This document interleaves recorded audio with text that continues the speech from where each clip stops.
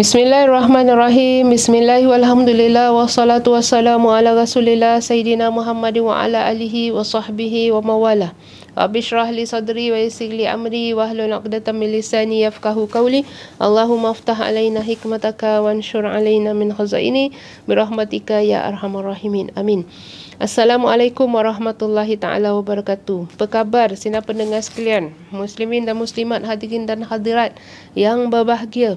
Alhamdulillah, selamat bagi mereka-mereka yang selalu mengikuti acara daripada masjid kita Darul Ghufran. Mudah-mudahan terdapat banyak manfaat daripada segala perkongsian daripada asatizah semua dan ustazat. Ya. Pada kali ini saya daripada pihak masjid mengucapkan ribuan terima kasih kepada semua yang sentiasa memberi sokongan dan bantuan kepada pihak masjid. InsyaAllah banyak-banyakkan kita berdoa semoga masjid-masjid kita dalam keadaan selamat, dapat menerima tetamu-tetamunya yang datang insya-Allah pada masa akan datang dalam keadaan selamat dan bebas insya-Allah, semasa seperti sedia kala dulu. Okey. Kemudian kita masih lagi dalam membicarakan kitab Riyadhus Salihin kita jilid yang kedua ni. Kita sambung dalam bab 187 iaitu bab fadlis salawat, iaitu keutamaan solat. Ni important ni kan. Pada minggu yang sebelumnya kita pula sudah kita sudah membicarakan keutamaan azan. Lepas azan kita masuk solat pula lah. Ini bab 187 dalam bab keutamaan solat. Okey. Allah Subhanahu Wa Taala berfirman, yang di sini dimaksudkan sesungguhnya solat itu dapat mencegah dari keburukan dan kemungkaran. Boleh lihat dalam surah Al-Ankabut ayat 45. Okay, sesungguhnya biasa kan kita selalu mendengarnya solat itu dapat melarang daripada fahsya wal munkar. Ya, di sini disebut auzubillahi minasyaitanir rajim, innas salata tanha 'anil fahsya wal munkar. Sadaqallahul azim, iaitu sesungguhnya solat itu dapat mencegah dari keburukan dan juga kemungkaran, fahsya dengan munkar. Jadi itu memang konsep pertama solat tu. Banyak orang tahu, iaitu solat tu dapat melarang daripada fahsyat dengan munkar. Kenapa? Kita lepas satu solat kan kita akan ingat kita nak buat lagi satu solat nanti. So in between tu dia akan dapat membantu kita untuk sentiasa ingat. Takut tadi in between Zuhur dengan Asar apa yang kita buat, kita buat salah dan sebagainya, minta ampun kepada Allah Subhanahu Wa Taala. So antara satu solat dengan satu solat Allah kasih peluang untuk kita repent, bertaubat semula atas segala kesilapan yang kita lakukan. So sebenarnya end of the day dah tak ada lah dosa-dosa tu, dah habis, dah hapus, kerana kalau kita konsisten dengan satu solat kepada solat yang lain. Sepatutnya begitulah kan, hadirin hadirat sekalian. Jadi nanti kita tengok apa yang Rasulullah nak sampaikan kepada kita tentang kelebihan solat ni. Ingatlah juga solat ni jugalah kan yang membawakan Nabi daripada Masjidil Haram ke Masjidil Aqsa. Sampaikan dalam ayat tersebut perjalanan Nabi daripada Masjidil Haram ke Masjidil Aqsa, yang Allah berkati semua laluan yang Nabi lalu tu, haulahu. Kemudian daripada situ naik daripada Masjidil Aqsa, daripada daripada Isra, kemudian Nabi Mi'raj daripada bawah sampai naik ke atas langit untuk menerima perintah solat. Sampai begitu sekali kan, kelebihannya tu sangat-sangat besar, ya hadirin hadirat sekalian. Kemudian kita pergi kepada hadis pertama dalam bab ni. An Abi Hurairah radhiyallahu anhu qala sami'tu Rasulullah sallallahu alaihi wasallam yaqul ara'aytum law anna nahran bi babi ahadikum yartasilu minhu kulla yawmin 5 marrat hal yabqa min daranihi syai'? Qalu la yabqa min daranihi syai'. Qala fadhalika ma salus salawatil khamsi yamhullahu bihinnal khataya. Muttafaqun alaih. Ini yang tadi konsep yang saya sebutkan dari Abu Hurairah radhiyallahu anhu, katanya saya mendengar Rasulullah sallallahu alaihi wasallam berkata, Adakah engkau semua mengetahui andai kata pada pintu seseorang di antara engkau semua itu ada sebuah sungai dan ia mandi di situ sebanyak 5 kali dalam sehari? Apakah masih ada kotoran sekalipun sedikit yang tertinggal di badannya? Itu yang Nabi tanya. Nabi tanya kepada sahabatnya.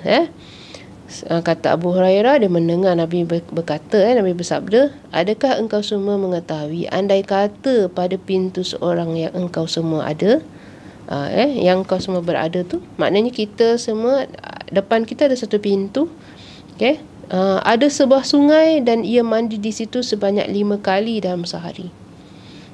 Ataupun Nabi ada sebutkan ada sungai mengalir depan pintu kita kan.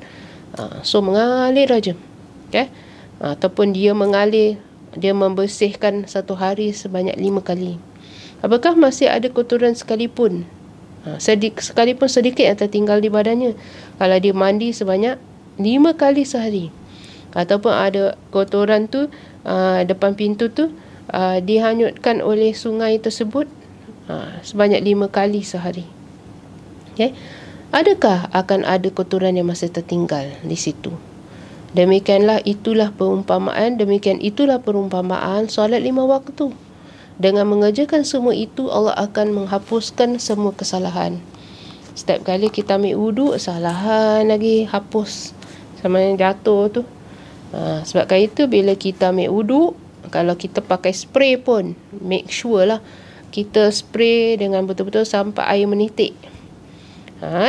Jadi kita spray banyak kali pun tak apa, spray sampai nampak dia menitik, satu kali kita sapu.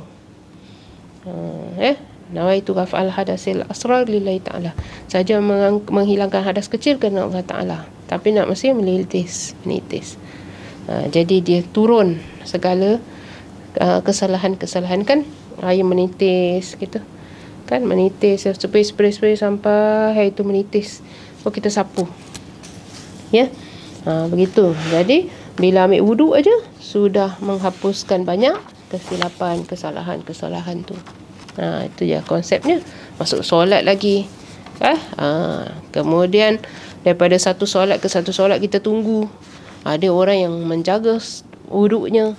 Jadi dalam masa menjaga wuduk tu jangan sampai melakukan benda-benda yang tidak sepatutnya kan. Kita sepatutnya alert. Kita dah wuduk. So sepatutnya dapat menjaga. Tapi kadang-kadang manusia tu lupa. Dia tidak apa, buat lagi. Begitu nanti kita akan lihat bagaimana Nabi ajar. Bagi mereka-mereka yang memanglah kita ni manusiawi. Kan Nabi didik kita tu pasal kita memang manusiawi. Perlukan antidot ni. Perlukan antidot ni untuk jadikan antibody kita ni kuat. Dapat tolak segala kesalahan apa-apa setelah kita melakukannya. Kita bukan antidot ni kasihkan kita jadi maksum tanpa dosa, tidak. Sentiasa kerana kita manusia, supaya kita selalu merendah diri bahawa kita ni manusia yang lemah. Bukan antidot ni kasih kita terus jadi Power Ranger ke apa, lebih kuat daripada orang lain, yang nanti kita akan rasa bangga, bongkak kita the chosen one. The chosen one, yang macam lagu yang itu yang the chosen one tu adalah baginda Nabi SAW dan nabi-nabi yang lain. They are the chosen one. Kemudian di sini disebutkan kita pun the chosen one lah, tapi to follow them. Bukan maknanya membangga diri kita lebih baik daripada mereka dan sebagainya. Kita dia punya followers mesti ikut apa garis panduan kita punya kita punya ketua kita sebagai ikutan. Uswatun hasanah, Nabi itu adalah uswatun hasanah, contoh tauladan yang paling baik bagi kita. Kemudian di sini sebutkan lagi, mari kita tengok kelebihan solat ni. An Jabir radhiyallahu anhu qala Rasulullah sallallahu alaihi wasallam masalus salawatil khams kama salinahrin jarin ramrin ala babi ahadikum yartasilu minhu kulla yawmin 5 marrat, rawahu Muslim. Ini hadis yang lagi satu yang saya sebutkan tadi. Perumpamaan seperti seorang yang depan pintunya ada sungai, dia mandi 5 kali satu hari. Yang ini satu kali lagi berbeza sikit perumpamaannya tapi lebih kurang sama, iaitu daripada Jabir radhiyallahu anhu katanya Rasulullah sallallahu alaihi wasallam bersabda, perumpamaan solat 5 waktu itu adalah seumpama sebuah sungai yang mengalir, banyak airnya yang ada di pintu seseorang di antara engkau semua. Ia mandi di situ setiap hari 5 kali. Seperti solat 5 waktu kata Nabi, umpama sungai yang mengalir, yang banyak air di pintu seseorang di antara kita semua. Ia mandi di situ setiap hari 5 kali. Jadi itu perumpamaan hadis yang lagi satu, lebih kurang sama kan. Jadi kalaulah 5 kali kita mandi di situ dan dia pun sungai mengalir airnya kan, kan adakah akan tertinggal kotoran baik di badan maupun di depan pintu? Saya tidak ada, bersih. Begitulah hidup kita, sentiasa look forward untuk solat lagi satu, untuk kita dapat menolak segala kesilapan in between daripada satu solat kepada solat yang lain. Allah Subhanahu Wa Taala tu Maha mengetahui bila Dia ciptakan kita dengan segala kekurangan yang ada pada kita. Kadang nafsu kita, mata, acak indera kita yang lain-lain tidak dapat kita bendung kerana dunia ni yang banyak mempengaruhi kita. Kadang sedih bila cakap pasal perkara-perkara yang macam gini kerana kadang-kadang manusia tu tidak faham realiti kehidupan ni macam mana, nakkan perfect. Kerana sebenarnya Allah sentiasa membuka peluang, mengajar kita, mendidik kita dengan lisannya nabi-nabinya, kerana mengingatkan kita adalah manusia, dan manusia tu sentiasa perlu memberi perangsang, sokongan kepada manusia lain untuk sentiasa balik pada Allah Subhanahu Wa Taala. Bukan balik pada manusia, balik kepada Allah. Bila insya-Allah sentiasa tu, nak cakap macam insya-Allah, insya-Allah sentiasa Allah akan uji kita, tak akan pernah habis. Kerana nak masukkan kita dalam kategori-kategori sorting tu, kita dekat syurga yang mana.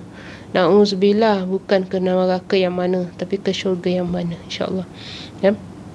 Kemudian daripada hadis tadi kepada hadis seterusnya, daripada Ibnu Mas'ud radhiyallahu anhu, anna rajulan asaba min imra'atin qublatan fa'atan nabiyya sallallahu alaihi wasallam fa ahbarahu fa anzalallahu ta'ala aqimis salata tarafayn nahar wa zulafan minal laili innal hasanati yuzhibna as-sayyi'at. Faqala ar-rajul ali hadza qala li jami' Ali haza qala li jami' ummati kullihim. Disebutkan lagi di sini daripada Ibnu Mas'ud radhiyallahu anhu bahawasanya seseorang lelaki yang memberikan ciuman pada seorang wanita lain, ni dia girlfriend boyfriend ni semua biasalah lalu ia mendatangi Nabi sallallahu alaihi wasallam kemudian memberitahukannya akan halnya. Jadi orang yang ada girlfriend boyfriend bukan yang biasa, maknanya bukan saya rasa benda tu satu benda yang biasa, bukan, maknanya seringkali ia boleh berlaku kalau kita tak jaga kan. Jadi dia melakukan ciuman kepada wanita yang lain, lalu ia mendatangi Nabi sallallahu alaihi wasallam dan kemudian memberitahukannya akan hal tersebut. Jadi dalam cerita yang lain, dalam riwayat yang lain, dia beritahulah yang dia sudah melakukan zina. Jadi Nabi tanya macam mana. Dia cakap dia pegang-peganglah wanita dia, girlfriend dia tu. Kemudian dia nak minta Nabi hukuman lah. Minta jatuhkan hukuman kepada dia. Kemudian tiba-tiba datang azan. Kemudian Nabi pun ajak dia pergi solat. Begitu. Kemudian dekat sini sebut, lalu kemudian Allah Subhanahu Wa Taala menurunkan ayat yang artinya dirikanlah solat, iaitu aqimis salah tarafayn nahar wa zulafan minal lail. Dirikanlah solat pada kedua hujung siang dan beberapa saat dari waktu malam. Innal hasanati yuzhibna sayyi'at, iaitu sesungguhnya kebaikan-kebaikan itu dapat melenyapkan kejahatan ataupun kejelekan ataupun segala maksiat yang kita lakukan, sayyi'at. Orang tadi lalu berkata, adakah ayat itu untuk saya saja? Adakah untuk aku saja? Okey. Qala li jami' ummati kullihim, kata Nabi sallallahu alaihi wasallam, untuk seluruh umatku. Okey. Jadi adakah segala solat tu yang dilakukan hasanat tersebut dapat menolak segala kejahatan-kejahatan yang dia dah buatkan? Adakah untuk diri dia saja ayat tu turun? Maka Allah Nabi sebutkan, tak, ini untuk semua umatnya. Jadi ini membantulah tu orang-orang yang misalnya lakukan solat, mudah-mudahan segala yang dia lakukan sebelum dia solat tu dapat terhapus. Melainkan misalnya kita mencaci maki orang, memfitnah orang, mengumpat orang, tu kita kena minta ampun minta maaf lah kepada orang. Begitu. Jadi kalau kita dah minta ampun kepada Allah Subhanahu Wa Taala atas dosa kita melanggar perintahnya, iaitu mengkeji orang, memfitnah, maki hamun orang ke mengumpat orang, itu dosa. Kita minta ampun kepada Allah. Kita perlu juga minta ampun kepada sesama manusia, pasal dia dosa sesama manusia. Nampak tak gitu? Kita tak boleh minta ampun pada Allah saja tanpa kita minta ampun kepada orang yang kita sudah aniaya, zalimi ataupun memfitnah atau mengumpat tadi. Begitu ya. Jadi kemudian hadis seterusnya daripada Abi Hurairah radhiyallahu anhu, anna Rasulullah sallallahu alaihi wasallam qala, as-salawatul khams wal jumu'atu ila al-jumu'ah kafaratun lima bainahunna ma lam turshal kaba'ir. Di sini rawahu Muslim. Dari Abu Hurairah radhiyallahu anhu bahwasanya Rasulullah sallallahu alaihi wasallam bersabda, salat 5 waktu Jumaat yang satu sampai Jumaat yang lain, maknanya satu Jumaat sampai Jumaat yang akan datang, adalah sebagai penutup dosa selama waktu antara semuanya, yakni antara waktu yang satu dengan waktu yang berikutnya, selama tidak dikerjakan dosa-dosa yang besar.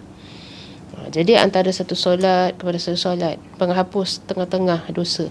Kemudian daripada satu Jumaat kepada satu Jumaat lagi, penghapus dosa seminggu. Penghapus dosa disebabkan saya beritahukan tadi, filter banyak. Antara satu solat ke satu solat minggu kepada minggu yang lagi satu, penghapus tengah-tengah tu, selagi mana tidak melakukan dosa-dosa besar. Dosa besar termasuklah dosa-dosa yang perlu kita urusan sesama manusia, kan? Misalnya kita fitnah dan sebagainya orang, tu dosa kita sama manusia, tu dosa lain. Ini dosa-dosa lain yang kita lakukan, kan? Misalnya dosa-dosa kecil ni yang kita lakukan, dia boleh terhapus. Lambat solat ke, kan? Misalnya apa lagi?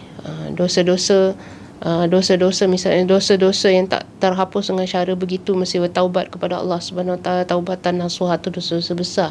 Bunuh orang semua, ngumpat orang, zalim orang, keji orang, maki hamun orang, pukul orang, tu semua kemudian makan harta anak yatim dan sebagainya, tu semua dosa-dosa besar, perlu penghapusan dengan cara yang lain.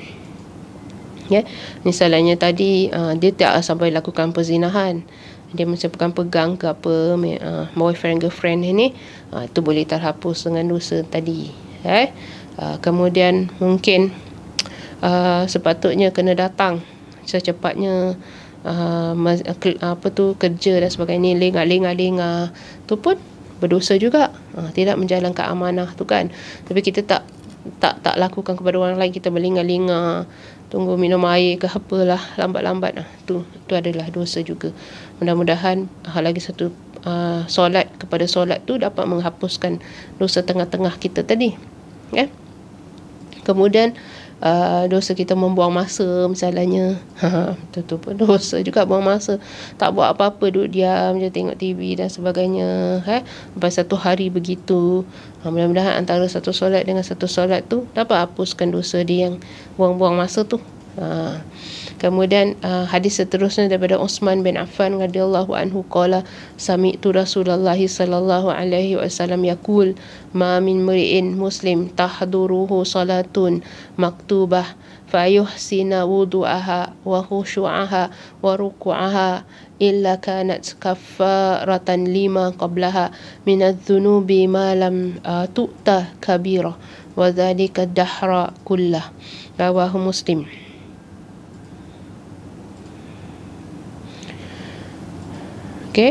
Di sini disebutkan dari Uthman bin Affan radhiyallahu anhu katanya, saya mendengar Rasulullah sallallahu alaihi wasallam bersabda, tiada seorang muslim pun yang datang padanya solat yang diwajibkan lalu ia memperbaguskan wuduknya. Jadi persediaan nak dapatkan penghapusan dosa antara satu solat dengan satu solat, solatnya mesti nak baguskan. Kalau nak bagus mesti daripada wuduknya, persediaan. So pembaguskan wuduknya, kekhusyukannya serta khusyuknya. Fayuhsin wudu'aha wa khusyu'aha. Jadi wuduknya diperbaguskan, khusyuknya serta rukuknya. Melainkan solat yang dilakukan tadi akan menjadi penutup dosa-dosa yang dilakukan sebelum tu, selama tidak dikerjakan dosa besar. Yang demikian itu berlaku untuk setahun sepenuhnya. Jadi dia lakukan benda tu konsisten. Lepas setahun lagi. Jadi sebagai permulaan setahun tu sentiasa dia jaga membaguskan wuduknya. Khusyuk nanti orang tanya macam mana ni, kita tak boleh khusyuk lah, susah. Jadi bila khusyuk tu nanti kadang-kadang dia sentiasa alertkan diri dia, kita dalam solat. Kadang-kadang fikiran melayang pergi tempat lain, dia bawa balik fikirannya, istighfar banyak-banyak. Kemudian dia tahu dia banyak kekurangan, dia buat solat qabliyah ba'diyah untuk menutup tadi while thinking dia yang pergi mana-mana semua kan, tutup dengan sunat qabliyah dengan ba'diyah. Begitulah hadirin hadirat sekalian. Kemudian dia baguskan rukuknya betul-betul, bukan sikit je cecah, rukuk betul-betul, maka dia akan menutupi dosa-dosa selama mana dia tak melakukan dosa-dosa besar. Ada dosa besar misalnya syirik kepada Allah, itu dosa besar kan. Kemudian membunuh orang, itu dengan cara dia boleh atone balik dosa-dosa dia dengan cara dia dapat balik balasan. Kita kalau bunuh orang, kita kena bunuh jugalah kan dosa kita, ataupun kita kena bayar ganti rugi kepada pihak yang kita bunuh tersebut. Kemudian pihak tersebut memaafkannya ataupun minta ampun kepada Allah Subhanahu Wa Taala atas dosa-dosa tersebut, tak sengaja dan sebagainya. Jadi itu ada dosa dengan orang, kita kena misal ambil mencuri dan sebagainya, itu dosa juga kan. Kemudian dengan cara apa, itu dosa besar juga. Dengan cara apa, kita pulangkan balik atau kita bayar apa tu yang seumpama dengannya, yang kita sudah ambil mungkin pecah, hilang dan sebagainya, terbayar serupa dengannya. Jadi itu semua tu cara-caranya. Dia tidak boleh terhapus dengan kita ambil milik orang, tak boleh terhapus dengan solat saja. Kita kena kembalikan semula, kena laksanakan keadilan bagi orang tersebut dan sebagainya. Dia ada cara-cara yang lain untuk membalas, menutup balik dosa-dosa yang sudah kita lakukan. Mudah-mudahan apa yang kita bincangkan ni dapat memberi banyak semangat untuk kita sentiasa rutin kita jaga solat kita. Kita look forward to another solat supaya kita dapat bersihkan solat dosa-dosa yang in between tadi, insya-Allah. Apa yang kita baca ni bukan untuk merendahkan semangat kita untuk solat, tapi untuk meningkatkan lagi kekuatan kita, keazaman kita untuk solat dengan lebih konsisten kan, on time, ataupun dalam masanya, tidak keluar daripada ring tak ada sampai masa dah habis kan, on time ataupun dalam masanya, buat dengan cara baik, dengan wuduk yang baik sempurna, solat dengan perbuatan-perbuatannya, dengan perbuatan-perbuatan yang sempurna dan baik, insya-Allah. Kita akhiri dulu. Astaghfirullahalazim, astaghfirullahalazim, astaghfirullahalazim. Subhanakallahumma wa bihamdika asyhadu an la ilaha illa anta astaghfiruka wa atubu ilaik. Bismillahirrahmanirrahim. Wal 'asri innal insana lafi khusr illa alladhina amanu وعملوا الصالحات وتواصوا بالحق وتواصوا بالصبر وصلى الله على سيدنا محمد وعلى آله وصحبه وسلم والحمد لله رب العالمين وبالله التوفيق والهداية والسلام عليكم ورحمة الله تعالى وبركاته.